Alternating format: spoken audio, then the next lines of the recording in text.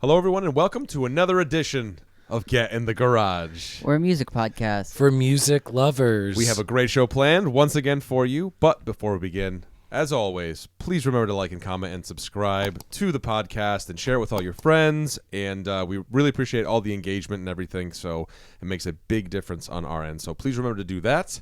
Who is the weekly subscriber? Tell somebody that you love. Tell someone you love about this podcast. Yeah, I like that one. That you're in love with. Tell them about our podcast. It is about music.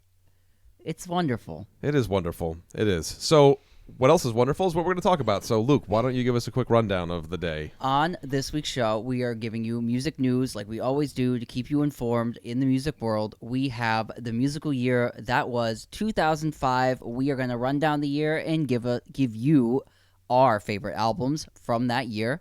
Then we are going to celebrate some musical anniversaries from the 80s. 1983, there'll be 30 years 40 years anniversary. Sorry, a 40-year anniversary, and we are going to celebrate Def Leppard's Pyromania, rock and roll, and then we are going to take it straight to the underground and do Hüsker Dü's second record, Everything Falls Apart. First record. Oh, second record. It's misleading. It's a debate. It's a debate. We have a debate. We'll get to it. You're going to want to stick around for Hüsker Dü. You want to stick around. Yeah. It'll be some fascinating information. Retort. Well, let's get the theme song. Roll that theme song. Roll Alex. the music. Yeah, here. We're fine. Yeah. How's it a debate? Well, I'm going to tell you this. Spotify lists it as their first record. And their real first record, Land Speed record, is really their first record, but it's listed in compilations for some reason. Wikipedia had this as the first record. Yes, it did. No. Yeah, I noticed that too. No, I'm going to say Land Speed record is definitely their first record. I think it's because... Let's save it. Let's save it. Get on with the show, shall we? We'll wait. Yeah, we'll wait. Yeah. All right, music news, guys. Music news. R.I.P. There's been a couple R.I.Ps. R.I.P. Drummer of Earth, Wind & Fire, Fred White. He died this week. His family announced his death, 67 years old. Younger brother of Maurice White, one of the lead singers of Earth, Wind & Fire, the co-creator of that group, and bass player Verdine White. Fred White was also known as being a prodigy who played with Donny Hathaway when he was a teenager. Check out Donny Hathaway Live, one of my favorite albums of all time, favorite live albums. He was 16 when they recorded that. Wow. And then he joined up with his brothers later on. I believe he played with Earth, Wind & Fire from 1975 until 1983. So not all, but the big hits, the All in All album, the I Am album, that's him playing as one of the drummers on those albums. Yeah. He's the drummer on that Donny Hathaway live record. 16 years old. So he's the drummer on What's Going On. That is one of my favorite grooves ever, and one of my favorite drum pieces of all time. So Yeah. I did not know that. You just blew my mind. Yeah. Very cool. A young brother, in a Chicago musical family. Everybody else was in music groups, and he must have been that good at that young to link up with Donny Hathaway. Yeah. And then That's something. that's also talking about the ghetto from that record. Mm-hmm. The crazy, awesome drumming that is on that. I know he's not the conga player on that, but still. Yep. Wow, blowing my mind. 67 years old, long musical career since he was a teenager. Yeah. Yeah. Rest in peace. Very sad. Luca? Oh, okay, here we go. Oh, all right. We have legal news. Slam down. Legal news. Order in the court.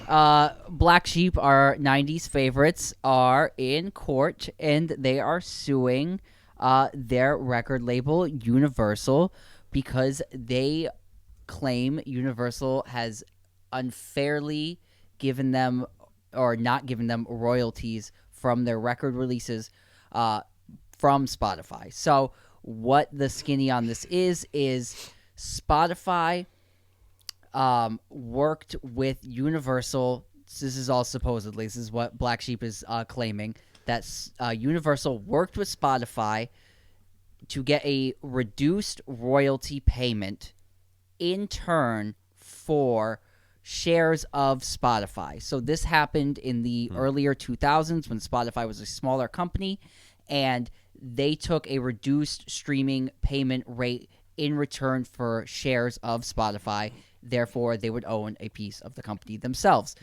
The problem with this is Black Sheep's like, hey, why didn't you go for all of the money that would also have paid me?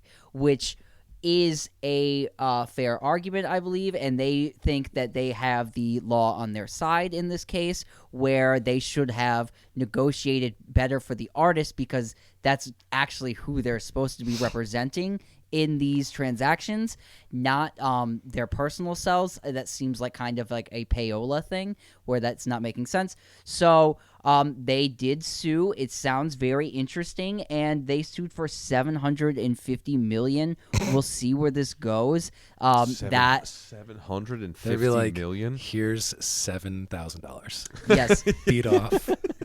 So yeah, that is what's going on. That scandal seems pretty out there if it is true, and if it is true, I don't know what the deal is with other artists, but Black Sheep have a deal with Universal where they are supposed to get a certain amount of those streaming royalties anyway, which would bake into them actually being deserving of more of that payment. Because if you think about the payment they're thinking is the royalty payment and the Spotify shares that they don't receive. They only receive a piece of the money cash. So they want all of that, which would also entail what Spotify is now, which I'm assuming is why they have a $750 million tag on that, because therefore the artist would also be in for a piece of the Spotify. Am that making sense of what I'm saying in this? So this is more of a Universal Records thing and not really a Black Sheep thing. It's more of a Black Sheep thing because Black Sheep have that in their contract to get 50% of all royalties from their music. So all royalties would infer the shares from Spotify if that was a payment from the streaming. Joke's on you, Black Sheep. You now owe James Brown 40% of that money for sampling him so much. But this is...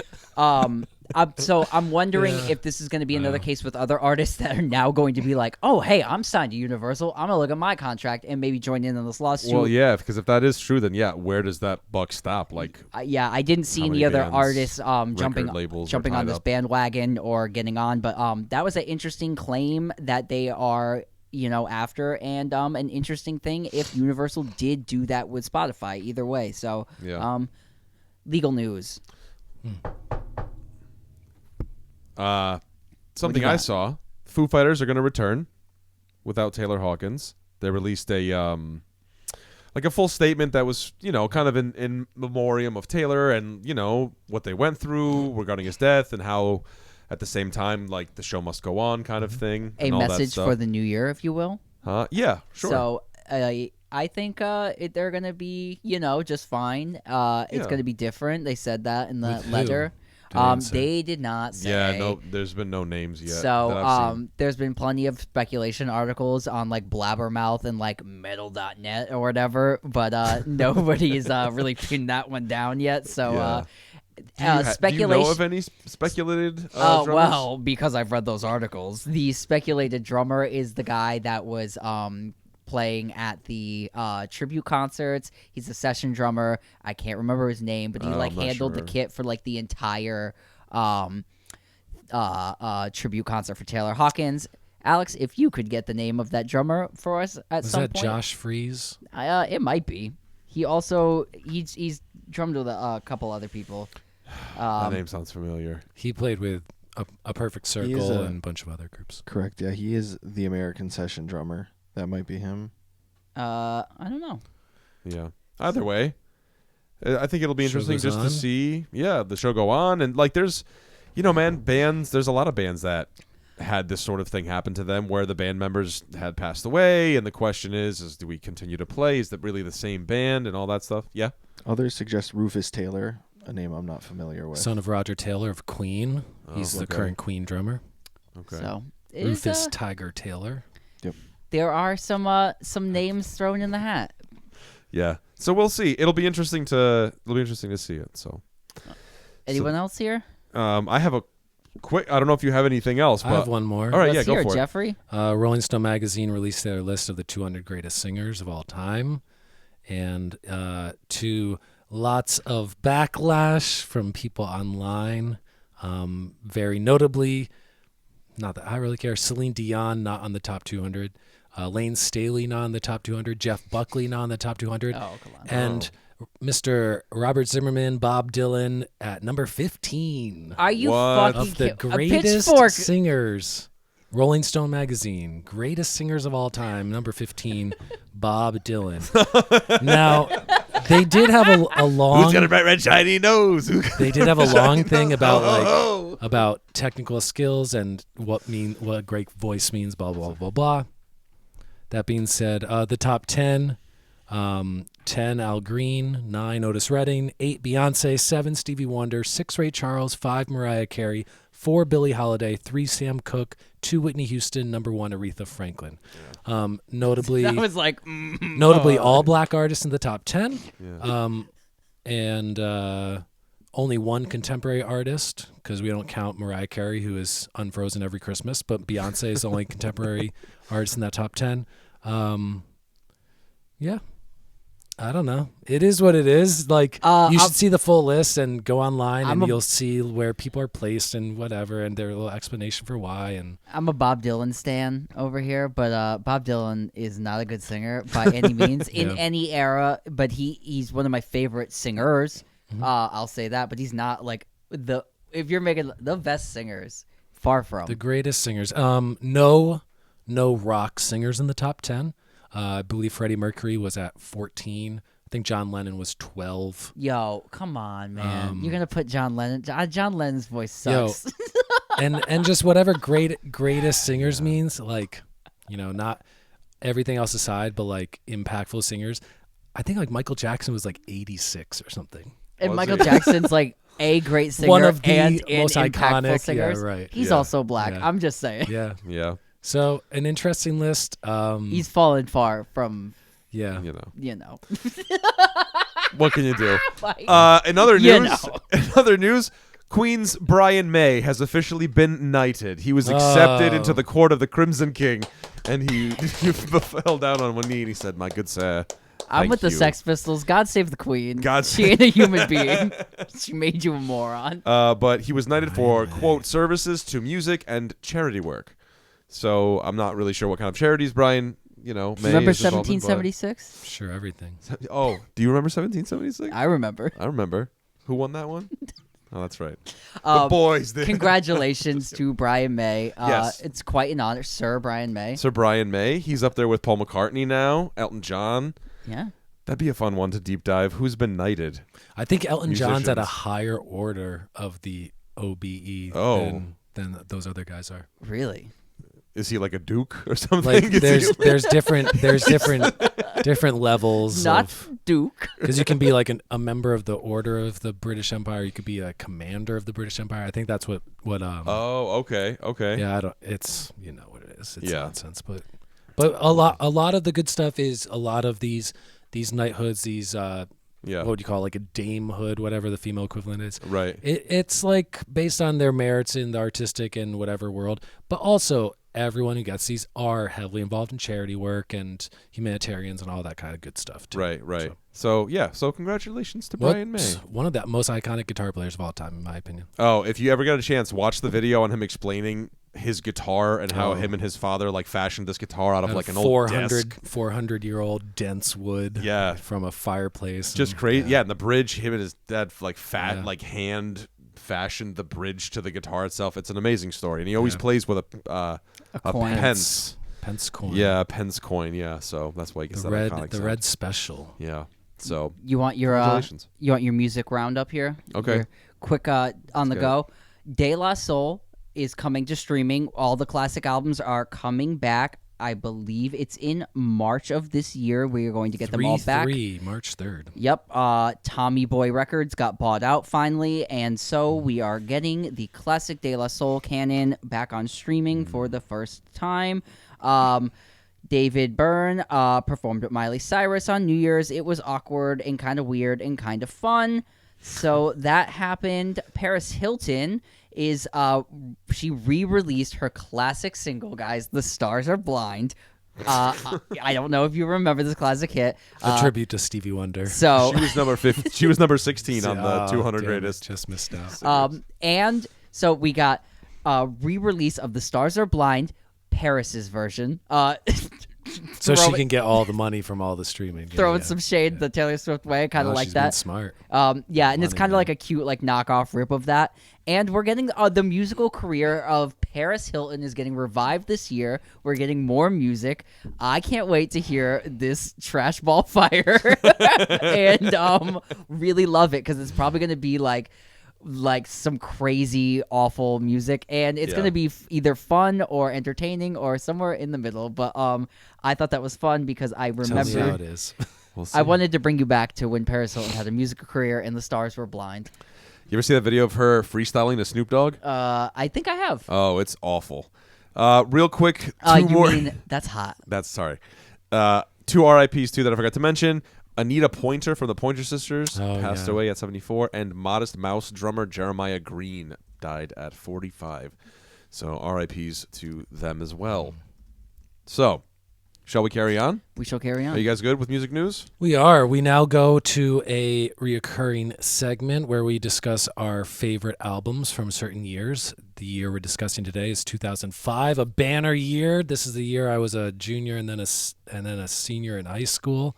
Lots of great albums came out in 2005. A lot of ones that I haven't listened to in 20 years and I still pretty much know every word of. Luke, can you hit us with some of the highlights of the year of 2005 in music? Yes, this was a great year. I'm going to start you off on January 1st.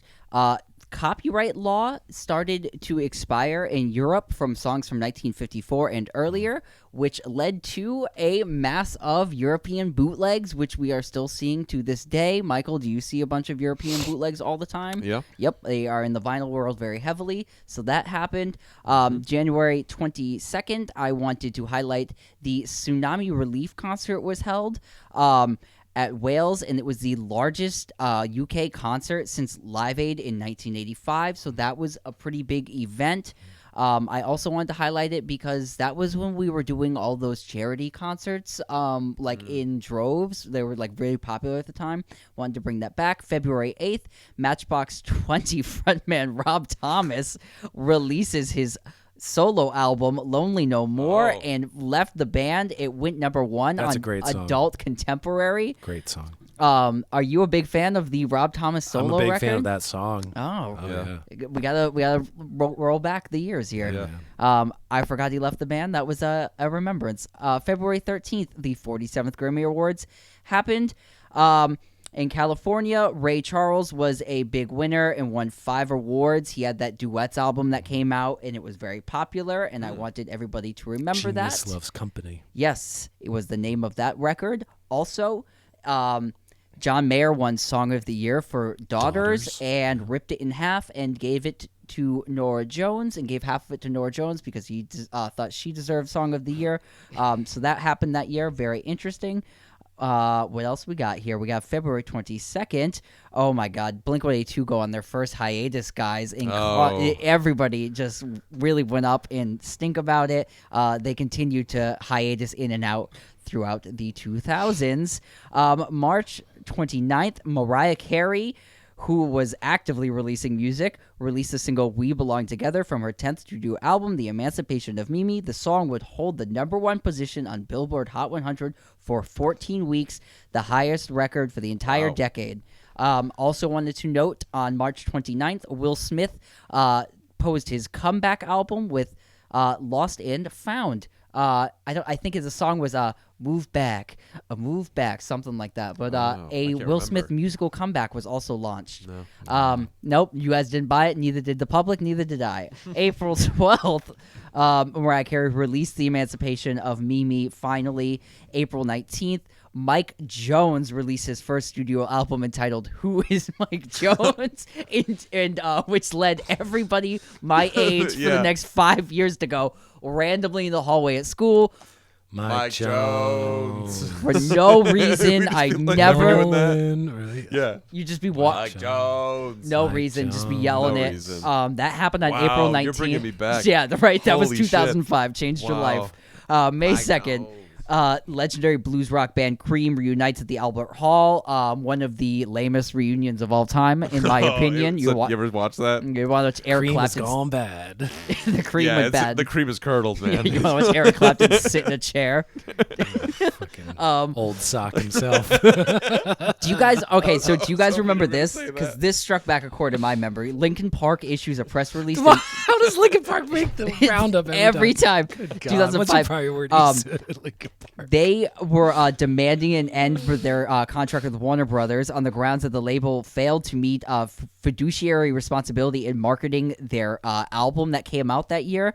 And they said, we were cutting costs. But do you remember this beef with Linkin Park and the record company? I remember this I don't beef remember this at the one. time. I do remember this at the time. It was a big deal. Linkin Park were very upset. About to break.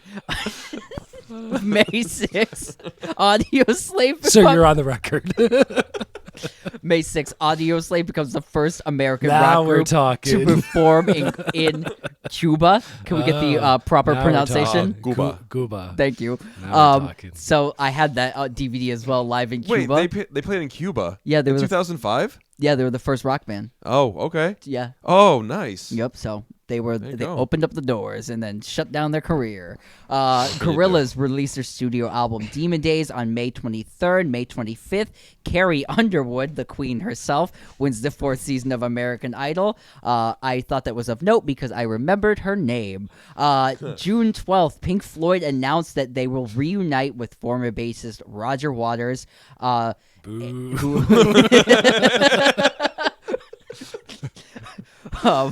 On July 2nd for a Live Aid concert in London. This will be the first time the band played together since the Wall Tour in 1981. Jeff, that got me so good.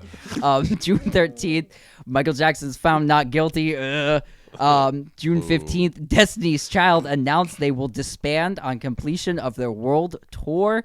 And they did disband. June 16th, Motorhead turned 30.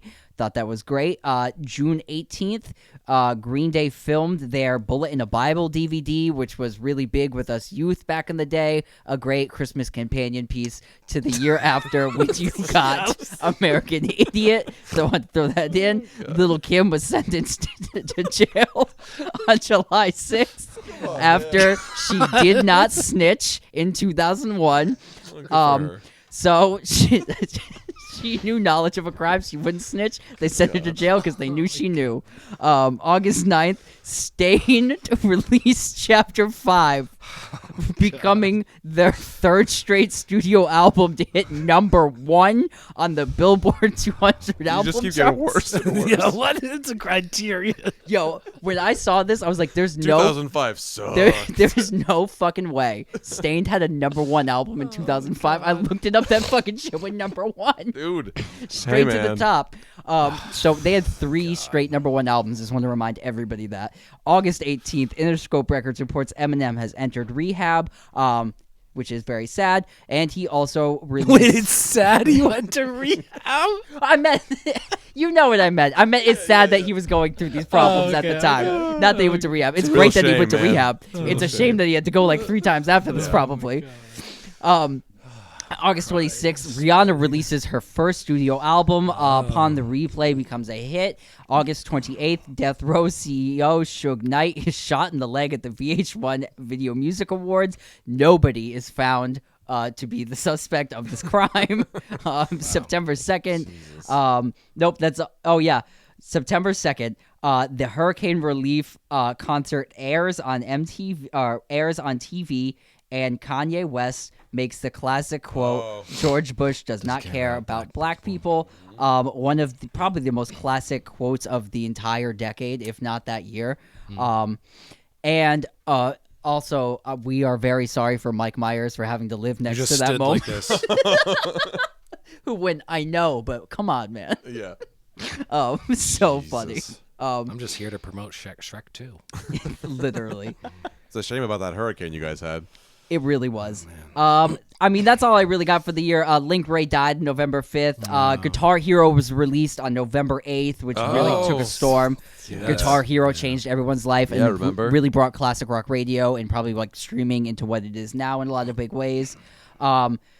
And then, November 15th, Sony BMG recalled all of their, what was this product called? It was Sony copyright protection rootkit scandal. So what this was these were the CDs that couldn't be copied onto computers. Do you remember these? They had the black bottoms. They weren't, you could not copy them. So there was a lawsuit, and they had to stop selling these, and they pulled all of them off the shelves. That was November 15th. And December 21st, Elton John marries David Furnish in London, his partner and husband, and he got to enjoy the joys of marriage. Do you guys want these top songs of the year? Hit me. Sure. Okay, here we go. At number 1, We Belong Together, Mariah Carey. Holla Back Girl by Gwen Stefani.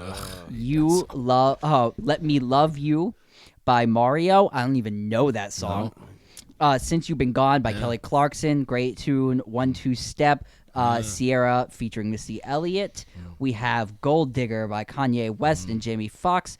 Boulevard of Broken Dreams by Green Day. Candy Shop, 50 Cent and Olivia. Don't Ya, the Pussycat Dolls, Busta Rhymes. And Behind These Hazel Eyes, Kelly Clarkson. Do you guys want the albums? Yep. Top albums of the year. What's number 1, guys? Stained. Emancipation of Mimi. The Emancipation of Mimi is correct. American Idiot, that's up there? No, Massacre by 50 Cent. We have Breakaway by Kelly Clarkson. American Idiot is number 4. Okay. Monkey Business by the Black Eyed Peas is 5. X and Y by Coldplay at 6. 7 is Feels Like Today, Rascal Flatts. 8, Love Angel Music Baby, Gwen Stefani. 9, Late Registration, Kanye West. The Documentary by The Game rounds out number 10. Well, there you have it. A lot of laughs in 2005. Yeah, what a whole lot of wild laughs. ride that year was. Good Lord. You guys could barely handle yourselves. Yeah, I know. Stain having a number 1 album and Kanye West saying that. Jesus. What a year. What a year. So that brings us to Our what albums. our favorite picks are for the years. One of you guys started off. I've talked too long. What are you guys' favorite albums? 2005. Let's go. So last week we discussed 2003. 2005 features the other CD that I played the most while being a first-time driver in my mom's minivan. I played this CD fucking 5 hours a day probably. Second album by Kanye West. Late Registration is my pick for my favorite album of 2005.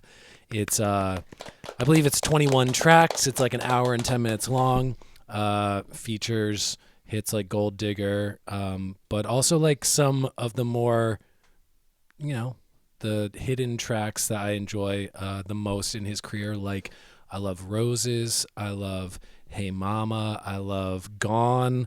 I love Addiction.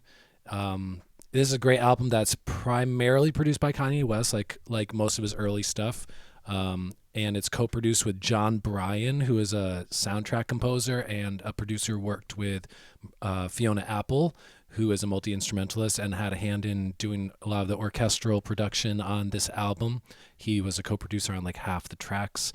This album it still had a couple of those skits like College Dropout had, but it's only 4 of them and they're like a minute or less each.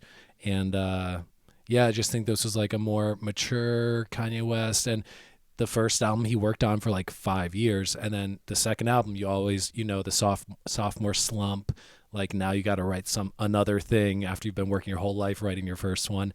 And this album really delivered. It's very orchestral, it's very cinematic, and it kind of showed that he was always more than a rap artist, but like the sonic palette and the colors and the textures he brought to his music were even more on this album. I remember when this album came out too, I feel like people were unsure of like who Kanye West was because like the first album and then this one came out, and I remember like MTV and VH1 weren't super sure how to like handle the everything that was Kanye West. And I think it was really interesting because too, like even the style of the music videos were like bright and colorful and kind of like out there. I just think very like it was interesting because in that time, like we know Kanye now very well, and at the time it was just very interesting because I just remember him being like a budding artist and like getting out there and like was this? I remember this record coming out and Yeah. being like, oh, is this someone that's going to stick around for 10 years, 20 years, or is this going to be someone that's going to be gone? Like Mario, who we couldn't even remember that Right. song that was like in the top 10 best songs of 2005. So very interesting time, and sophomore records. Yeah, and Gold Digger was everywhere, man. That song was just everywhere. I remember, 2005, I think TRL, right? I think TRL, yeah, Oh, yeah. 2005. Like, seeing the video for it and all that stuff, like, it was just awesome. And I think that was around the time that, didn't Ray come out around that time? Ray had Jimmy- come out the year before, but The year before. but like probably the Christmas before, and then this came out right around Labor Day. Oh, okay. Yeah. But yeah, this was everywhere, and the iconic cover too, with like the bear, the whole thing, man. It was just, I remember this really was an exciting time to be a Kanye West fan, man. Because everybody. Yeah, and this isn't know. like, I would say for like 10 years, so up until about 2015, this is one that I would go back to a lot. But in the past 2, 3, 4 years, I don't listen to a lot of Kanye because of his personal life stuff and politics and all that, and it's hard for me to separate the guy from the music. But like, I put this on this week, and I still have like this entire album memorized. Yeah, man. Like, and I have not listened to Late Your Registration in at least 5 years. Yeah. And but I played this out like, and this is just like, in comparison to hip hop music at that time, like you listed the other people in the top 10, 50 Cent, The Game, you had the G Unit guys. It was a lot of like Jay-Z at the time. It was a lot of like gangster rap put in pop packaging, and like Kanye West was never a gangster rapper. Or, like, he was always like an outsider doing his own thing. That was kind of what I was trying to say in a lot of ways. Like the dress, like the preppy style in hip hop was like coming in. And that was all Kanye West. Like, and it was the media was like, "What is this?" Because it wasn't what anything else was. And at musically, that and I think like image and what he's trying to do musically is like much more like the guys at the turn of the 90s. So like Tribe Called Quest is like his biggest influence. De La Soul, like where it's rap, but it's kind of more musical. I don't know. Yeah, yeah. It's a little bit more complicated. Yeah, it's more musical, less spoken. Yeah, Which is So this album, it's still like, I don't know. It's a top 3 album maybe for me for Kanye albums. Alex, you got something before we go on that one? Total streams on just YouTube alone, Spotify doesn't have it listed as the top, is 1.8 million total video streams itself. Wow. For Kanye? Yeah. Yeah. I'm sorry. 328 million For that album? for just Gold Digger. Just Gold Oh, Digger. yeah. Whoa, wow, yeah, My yeah. thoughts were not collected on that. Wow. Yeah. It was halfway there, Alex. I did bad math. You said 1.8, and I'm like, and Yeah, because I But that's yeah. Yeah, So man. still it's- lasting and to it's this day. it's still and a classic album in its time. Yeah, and Yeah, it's one for of my sure. favorite albums of that decade, not just this year in 2005. Yeah. Yeah. Right on. I'll go next, if you guys don't mind. So there's a couple albums that I saw that really I was like, oh, that's a good one. That's a good one. But I had to go with my gut in the way that, just likewise, like Jeffrey said, an album that I could literally just sing front to back and I listened to a million times in the year of 2005 is the first of the dual album release from System of a Down, man. Mesmerized. I forgot those came out that year. Hypnotize came afterwards, so they kind of like bookmark or bookend each other. Thank you. And this record for me, When did Mesmerize come out? the same year. Oh Like, no, I'm sorry.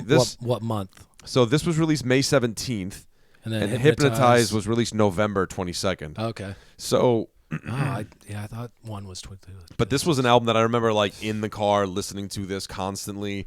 I mean, this is, I love System of a Down, and the preceding records, Toxicity, obviously, Steal This Album, and then the self-titled one, like those are monster albums. But this was interesting because like it was really like sort of laser beamed into like this concept thing where it kind of goes different places and it talks about politics and war and government and all that stuff. And it just, for me, was just such an incredible record. BYOB, Cigaro. That was my ringtone when I had my first cell Cigaro? phone. Was Cigaro? Yeah, I think it was my ringback tone. Is radio video on this album? Yeah, radio video. Violent Pornography, Question, yeah. Sad Statue, Old School Hollywood, Lost in Hollywood. Questions on this one? Yeah. Oh, I thought Question was The the next cocaine makes album. me feel like I'm on this Like I'm on the song. song. Yeah, Revenja. This Lost in Hollywood, right? Yeah, Lost in Hollywood, Old School Hollywood. I'm gonna also say I feel like System of a Down got the big like media push for this record too. This was like a big giant release for them. Yeah. We also bought these. Like I remember my mom was into these CDs, so like that's kind of like how mainstream System of a Down had like become. Yeah. We bought both of these CDs at a Newbury comic store. And then Yeah, I remember they interlocked together and made like a big fucking picture. Yeah. It was so cool. it was so cool. It was so cool. These records were so well done, so well produced. Like the concepts were all there and like kind of loosely. Rick Rubin is Yeah. behind these, right? Yeah. I thought these records were super cool. I love them, and they remind me of 2005. We listened to them in the time period. The music video for BYOB played heavily in rotation all the time. MTV2. And, Oh yeah, BYOB. I remember when I learned that how was to. a crossover. Hey, that played on like big. That was on VH1 in the mornings. Like, I remember when I learned how to play BYOB on guitar, and I just thought I was king shit. I thought I was like, oh yeah, I can play BYOB. That's amazing. It did well too. It won a Grammy in 2006 for Best Hard Rock Performance. It was certified platinum, huge record, very mainstream. and it was chosen as one of Amazon.com's top 100 editor picks of 2005. So it did it did do very well, and also listen to Hypnotize as well, because I mean that's The companion. I think they're That's use great. your illusions, if you will. yeah, it's like, Yeah. in my opinion, it's like an A+ and then an A. They're both amazing. yeah right. I like, It's I like Mesmerize a little bit more as well. It's like use your illusion, yeah, but good. Mesmerize, sorry, yeah. It's like Use Your Illusion, except it's good. Yeah. Yeah, There you and go. this is the band that, like, you think about the music from the 60s and early 70s, how a lot of the best music was in opposition to the Vietnam War and the pushback of the civil rights movement and all this stuff. System of a Down was always the band that was pushing back against the Afghanistan and Iraq wars and, like, political corruption and all those things. Right. Yeah, one of my favorite bands of all time.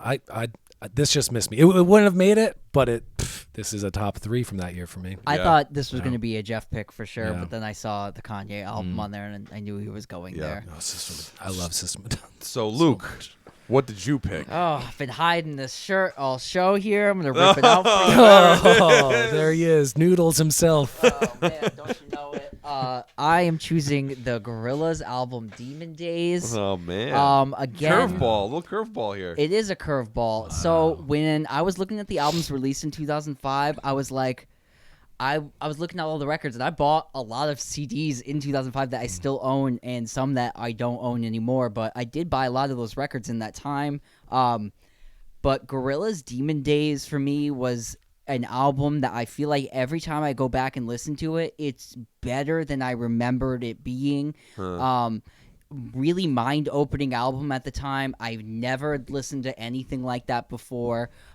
Danger Mouse production on that record, which I think really changed everybody's way of thinking about music production in the 2000s.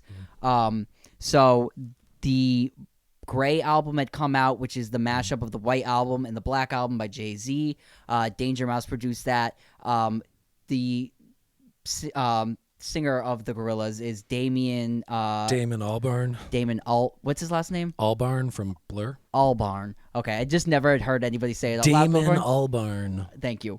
So he got together with Danger Mouse and had him produce this record because he wanted it to sound like, that record that he had heard, the Gray album. And I just want to shout out some of the people on this record. So obviously it's Danger Mouse. De La Soul is on here. We have MF Doom on here. Booty Brown from Farmerside. Sean Ryder is on here. So a bunch of collaborations, much like every Gorillaz album is. I think this is the standout, like, classic Gorillaz record. It's their second album. And I think every song on here is a banger, but it has huge singles on here. Dirty Harry's on here. Yeah. Dare is on here. Feel Good Inc. Feel Good Inc. Big song. Yeah. Kids with Guns. And let's talk about Feel Good Inc. because when that song came out, any song sound like that other than the previous Gorillaz song that was big, like the couple years in, I think, 1999. So, yeah, I think this record is like stands in the modern light a lot better. I think a lot of like, because I was even like looking back, like a lot of people were like, these songs are kind of like out there and crazy. Like Kids with Guns was like, people were like, what is going on? And I feel like that song is more timely than it's ever been. A lot of the songs about the desolate wasteland of what he's singing about, songs like Oh Green World on there are, again, more timely than they've ever been. So I think he was writing an album that a lot of people did like in its time, but I think is and should be regarded as a classic album because a lot of music production now and album formatting, I feel like has formed a lot off of that record, especially when it comes to the heavy featuring of artists like in that time. That's Gorillaz all day long, and the collaborative spirit and the everything goes nature of that band really works for me, and I loved it in its time, and I still love it now. Great pick, man. So great pick, and I love the artwork too. And it got me. You gotta love the artwork. It got me when I was a kid, man, because I remember explaining that band to my dad. Like I remember explaining like what Gorillaz was. I was like, it's this one guy. And I was like, and the band's fake. It's not a real band. And he's like, who's the band? I was like, nobody really knows who the guy is at the time. Because, Studio project, yeah. It's like the Monkees, but digital. And it was... That's why they're called Gorillaz. Right. Because they're that format. Yeah. And if you, at the time, too, their website was a giant Flash animation website that you could spend... I'm talking days in and never find all the Easter eggs. There was games and videos. I spent hours on this website. They were such a great band to get into, so fun. And this album still holds up. Check it out. All the songs I named. Yeah. Still making music too. Yeah. Still making great they just singles. released a single. Yeah. Skinny Ape. Did you guys listen to this album in its time? Because this was like the only thing I listened to like this in its time. Not so much for me. No? No. Yep. Yeah, no, I'm not too familiar with it. I never owned it, but this is one that I listened to this one in college, so like 3 years later. Oh, okay. I remember seeing the music video for Feel Good Inc., and I had really liked the previous single before that. It's another Clint Eastwood thing. That's what it's called. It's called Clint Eastwood. I couldn't remember what it was. I remember hearing Clint Eastwood as a kid and really liking that song, so when Feel Good Inc. came out, it was instantly like, I was like, oh, this is the same band. That music video. Yeah. Beautiful. I mean, come on.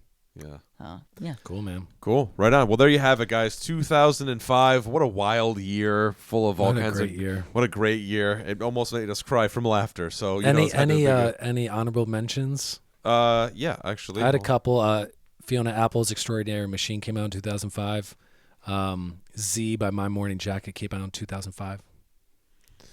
I got some. Here we go. I am going to say Bright Eyes, I'm Wide Awake, It's Morning came out along with its companion album, Digital Ash and a Digital Urn. Yeah. Get Emo, Get Sad. That one's on my chest too. I'm not going to show you though. I'm going to go with Fall Out Boys from Under the Cork Tree, a emo classic. Who can't forget that music video? White Stripes, Get Behind Me, Satan. Death Cabs for Cuties, Plans came out in 2005. High school favorite. Audio Slaves Out of Exile came out, and also a record I bought in that time period. Yep. Motion City Soundtracks, Commit This to Memory. Alkaline Trio's Crimson. Judas Priest's Angel of Retribution. That comeback album. Come on, that was the year that I saw Judas Priest live. It's sitting behind you. I bought it when it came out. I begged my parents. Angel of Retribution. And they've never sounded better. Also going to say Dropkick Murphys Warriors Code. I bought that in the time that it came out, so I had to own up to that one. And I also bought this one, OK Goes, Oh No, the Treadmill Band. So, yeah, that was ones I wanted to shout out. Mine shout-outs real quick. The documentary by The Game, which we've talked about. Also, The Massacre, 50 Cent. Ghost Reveries from the band Opeth, because I always got to talk about Opeth. I got to find a way to put it in there. Queens of the Stone Age, Lullabies to Paralyze, which was kind of a runner-up for me for like a selection for me this time. And the Mars Volta, Francis the Mute, came out in 2005 as well. So there you go, guys. It was 2005. It was a wild ride. It was a crazy year. Quick break. We'll come back. Alex? Quickly before we go to the break, the next year we'll cover is 1998. 1998. Oh, Big All Willie right. style. Get ready. Oh, let's go, baby. No, I think that was 97. Final call out. Nobody called out the Danger Doom album from that year, which was the Mouse and the Mask that had Oh, sure. crosshairs. MF Doom. And Oh, Danger yeah, Mouse. yeah. That's a really good one, yeah. Right on. Okay. We'll be right back. This episode of the podcast is brought to you by Hofner Guitars. I have here the Hofner Shorty. It is a full-scale, travel-size guitar. You can find this and all of their products at hofnerguitars.com. All right, everybody. Welcome back to Get in the Garage. We're the music podcast. For music lovers. Onward we go to our next segment. This week we are celebrating 40 years with two albums that were dropped in the year 1983. The first one I'm very excited to talk about. Jeffrey, would you like to let us know Yes, I will. that album? January of 1983 saw the release of the third album of English rock stars Def Leppard. The album's called Pyromania. It was a giant album with huge singles.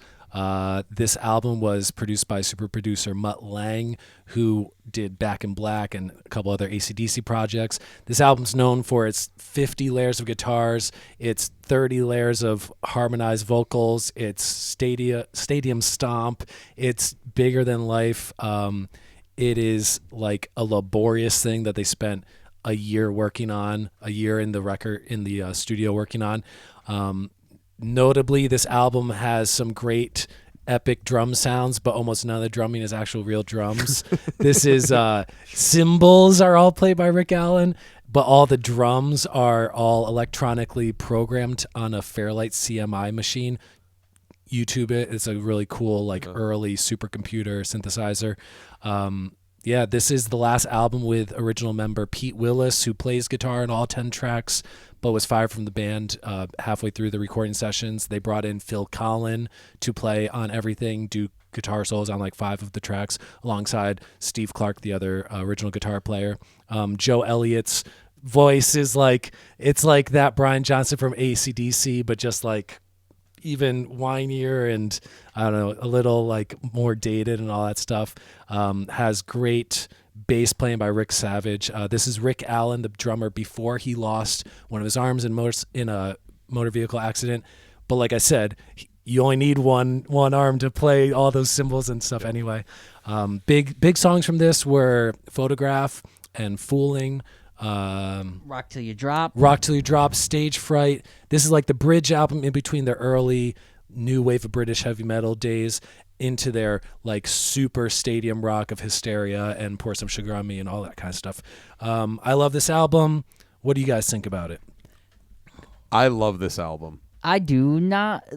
Okay, I respect this album a lot. It's just not my cup of tea by any means. But I can get down with it. It is the stadium rock album I think of all time, though. It's the first. I think it's the first one in that vein that's built like this. AC/DC's Back in Black still has a lot of barroom swagger to it, where you can tell it's people playing.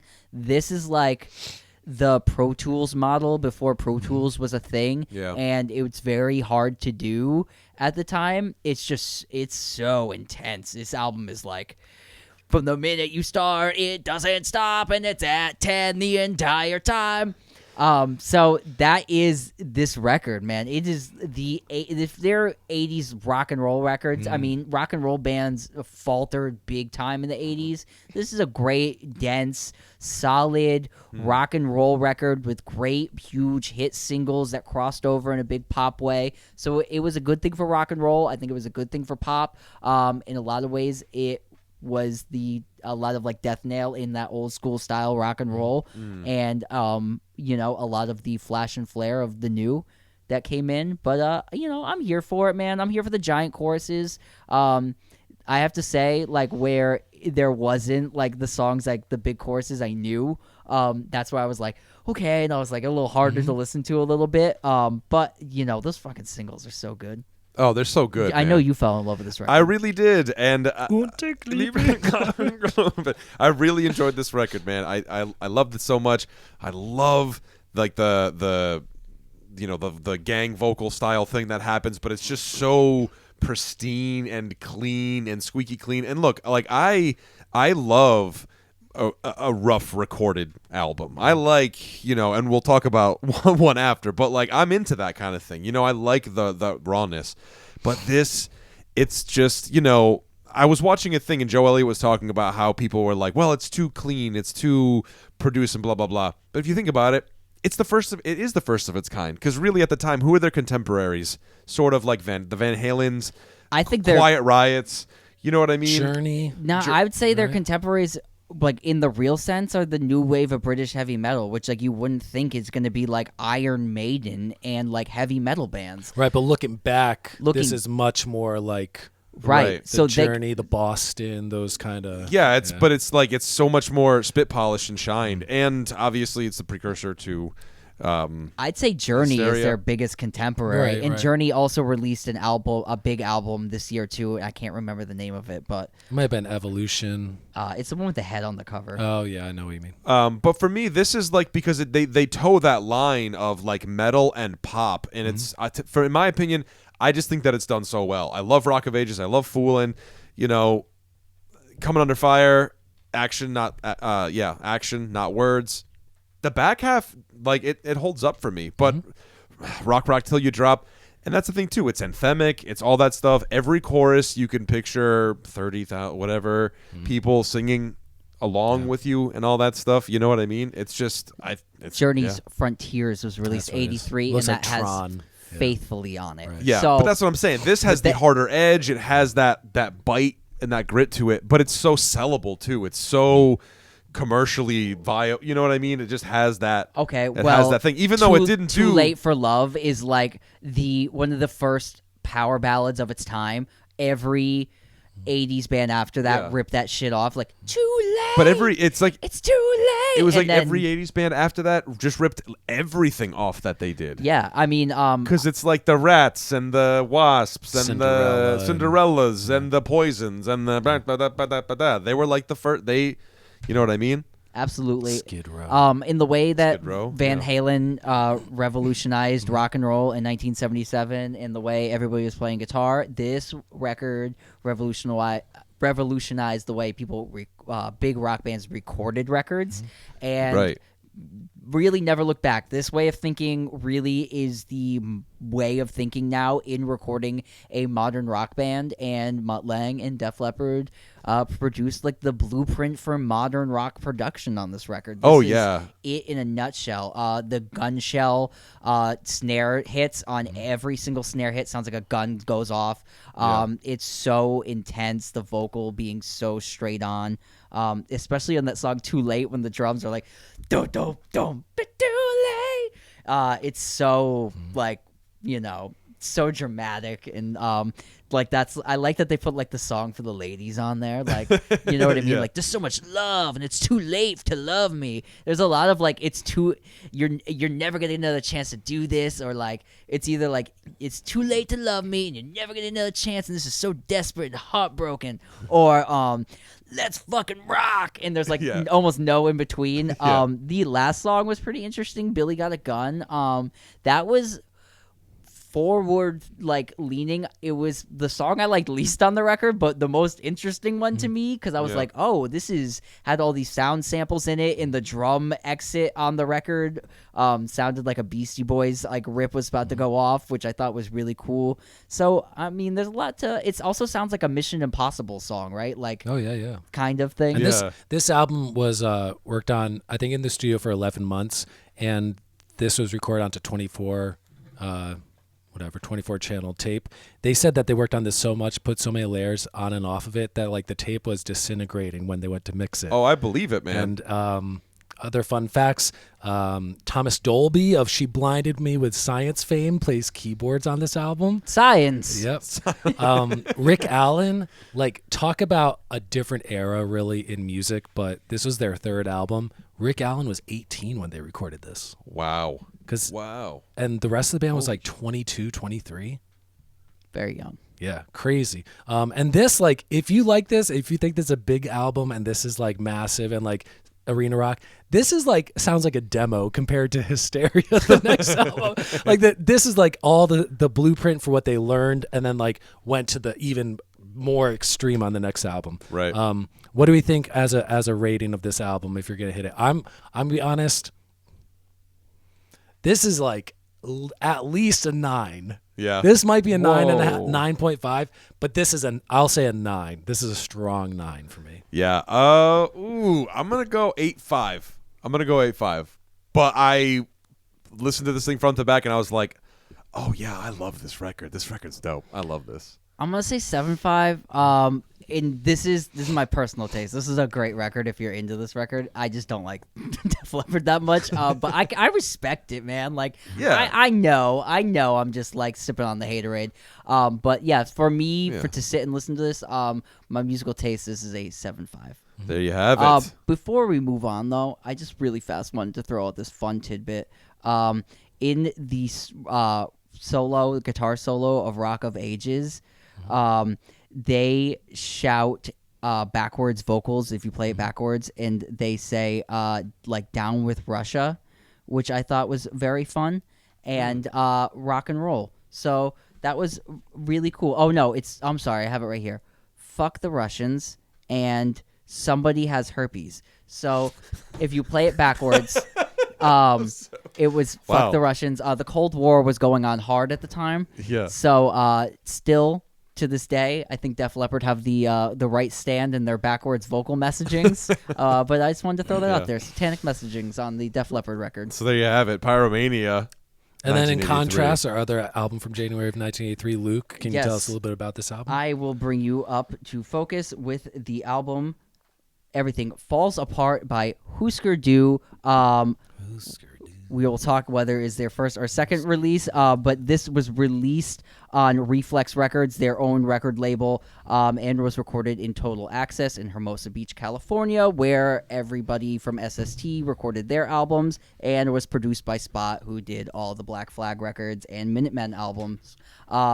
So this record shows a originally hardcore band, Hüsker Dü, out of Minneapolis, Minnesota. Sorry, I butchered that.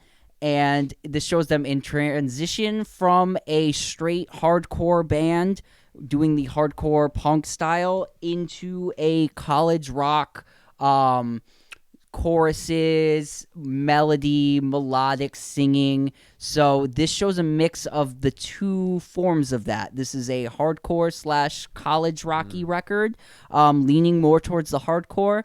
And I think if you don't know, Hüsker Dü, they would transition into signing on to Warner Brothers in 1985, a major label, and really transition their sound into college rock as like the 80s knew it. So this is an interesting band that came out of hardcore, changed to college rock, did melodic songs that were radio friendly. This is the transition album. What did you guys think of this Hüsker Dü album / what do you think if this is their first or second record?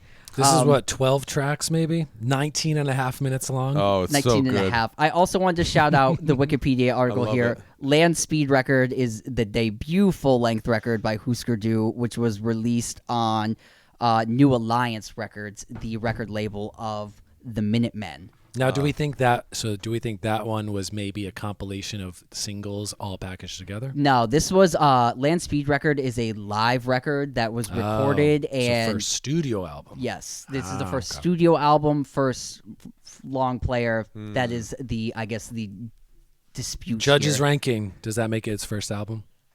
I'm gonna say with this, I'm gonna say it's the second because I'm gonna go with the MC5's first record is their first record. Oh, I'm yeah. gonna say it's a means of DIY. Yeah, but didn't they only release one album? No, they One got good two one. back in the USA. They got two. No, they got two. They have three records. The other one's called Hit the Clock, Punch the Clock, something like that. Yeah, I like this album. I liked the shorter tracks, maybe even more than the longer ones. And by longer ones, I mean like 2 minutes and 10 seconds. And the shorter ones are like 40 seconds long. It had a lot of the lead guitar stuff that your boy John Dwyer has recreated 40 years later. I like Bob Mould's voice. which is the lower of the lead singing voices. The drummer, I forget his name, but he does a lot of the other vocals. And it's a strong album.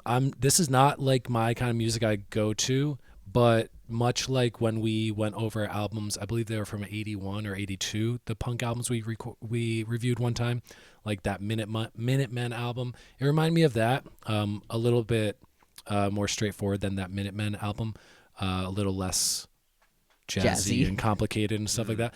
But like I know Hüsker Dü from Zen Arcade and Flip Your Wig and maybe another album, which is when they got a little bit more like long form songs, mean a minute and a half. But this is great. Like this is raw, rough, and right out of the box, like sounds good. Yeah. It reminded me a lot of, in a weird way, Metallica's first album. In the way that it's like, it is this thing. You know what I mean? It's direct. Like this album gets to the point. It makes its statement that it has to make, and then it just gets the fuck out. You know what I mean? And I love it. I mean, from the gut, that opening, like it immediately just goes the foot to like the gas pedal all the way down, and then the cover "Sunshine Superman" by Donovan. It's just such a great. It's just such a fantastic cover, really and good. I was leading because I've never listened to this album before. Right. So this album, right? So me either. I've never listened to this record. I'm not a big Hüsker Dü guy because I have listened to like Zen Arcade, and I'm like, I really don't like this that much, and it's just a personal taste thing. I can respect it, but it's just not my band. This record though, I got super into, and by the time you get to Sunshine Superman, you're only a couple minutes into the record, Right. and it Sunshine Superman, the Donovan cover. If you don't know, it instantly lets you know that we aren't punk rock, fuck the 60s shit. Right. They do a good cover of a disrespectfully great cover of Sunshine Superman, and it lets you know, oh, you don't think that's shit. So like they're like, oh, come in, like please. Yeah, So right. that was super inviting. Also, there's no like fuck Reagan stuff on here that makes it like a hardcore record of its time. Yeah. None of the songs are political, which I also thought was really interesting. And like you even said, man, like From the Gut, the opening track. Yeah, just immediately just. But that's go. not. It's not. There is that on here, Yeah. but it's it's a riff song, which is Right. interesting. Wheels was great song. Wheels is my favorite song in this record. The lyrics, I got a date with Sharon Tate, leading up to the end of the song, which is just 2 lines later, where she says, I got a big engine and it goes vroom vroom. Yeah. Having a man sing vroom vroom so angrily is so funny because it takes all the piss out of it, and the song is like really hilarious in that nature. I think it's kind of like taking the piss out of people with like cars and like Yeah. look at my car. And it's really funny when you're screaming vroom vroom. Everything falls apart. The chorus on that song, the guitar chorus, effect on the guitar is innovative in the way that like they're like, oh yeah, we're not even doing this punk thing anymore. This is a song. So I thought that was a really great inclusion on here. Gravity, the last song on the record, is also one of the standout tracks, as it's not a hardcore song or punk song, but inclusion song. And having said like the differences of hardcore and not hardcore, the mix of all these songs works the best because you don't get worn out on that one thing over and over again. Right. It's what's great about the Bad Brains is that the Bad Brains give you hardcore, then 3 songs later you have a 6-minute reggae tune, hardcore 6-minute reggae. On here they do the same thing, but it's like songs you can really stomach and understand and feel, and then aggression. So Right. Yeah, I thought just real quick song highlights. Punch Drunk. It's 32 seconds long and it's just madness. Afraid of Being Wrong. Great guitar solo on that. Those are my 2 favorite. Yeah, and then From the Gut and then Wheels. Yeah, those were the honorable mention songs for me on that. I like the song Target too. Target's cool. But yeah, what a intense 19 minutes, But I loved it, man. I really enjoyed it. Out of all the things, because I've listened to Zen Arcade and Flip Your Wig and kind of was like, this isn't really for me, but, out of all the things Hüsker Dü I have listened to, and I've listened to Land Speed Record too, and went, oh, I like this, but, this is my favorite thing I've listened to, and I would probably say would be my favorite album of theirs. So There this you was have really cool. Hit us with Yeah. a ranking, Luke. Oh, I'm gonna say this is a like 7.5 for me. Yeah.